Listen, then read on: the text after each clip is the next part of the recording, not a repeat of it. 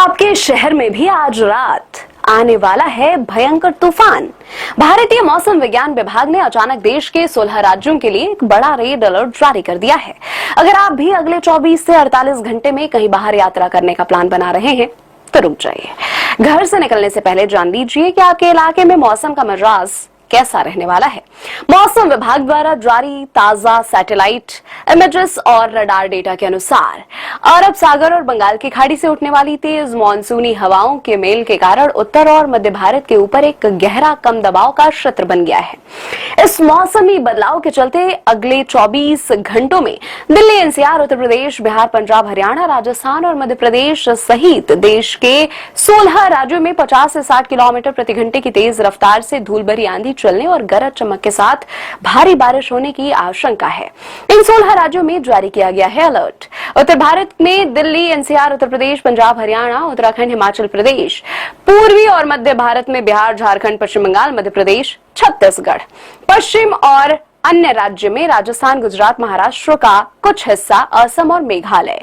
IMD के महानिदेशक द्वारा जारी बुलेटिन के अनुसार इस साल मानसून की गति सामान्य से तेज है। INSAT 3D सैटेलाइट से प्राप्त की गई तस्वीरों में साफ देखा जा सकता है कि घने बादलों का एक बड़ा पैच पश्चिमी उत्तर प्रदेश और दिल्ली की तरफ तेजी से आगे बढ़ रहा है। मौसम वैज्ञानिकों का अनुमान है कि 11 जून की देर रात से लेकर 12 जून की शाम तक इन इलाकों में भारी वज्रपात और ओलावृष्टि भी हो सकती है। सरकार ने प्रशासनिक अमले को अलर्ट पर रहने और जलभराव वाले इलाकों की निगरानी करने के संदेश दिए हैं। यह समय खरीफ फसलों की बुआई और कटी हुई फसलों के प्रबंधन का है। अचानक आंधी और भारी बारिश से खेती को बड़ा नुकसान हो सकता है। पूसा कृषि विज्ञान संस्थान के कृषि विशेषज्ञों ने किसानों के लिए निम्नलिखित महत्वपूर्ण गाइडलाइंस जारी की है। पहला है, कटी हुई फसलों को तुरंत सुरक्षित भंडारण करें।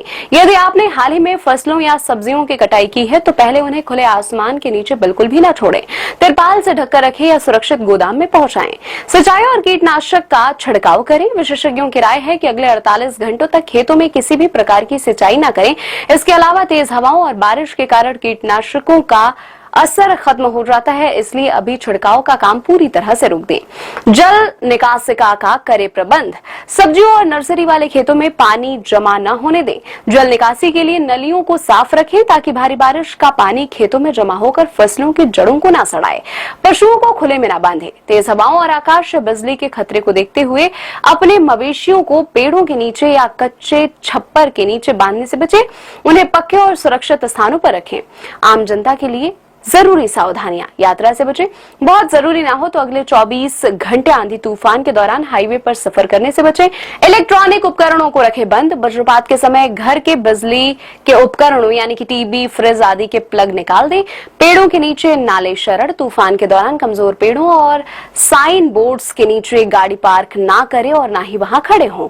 मौसम से जुड़ी पल पल की जानकारी और लाइव अपडेट्स के लिए अपने जिले के सटीक तापमान की जानकारी के लिए मौसम विभाग के आधिकारिक वेबसाइट पर विजिट करते रहें। सुरक्षित रहें, सतर्क रहें।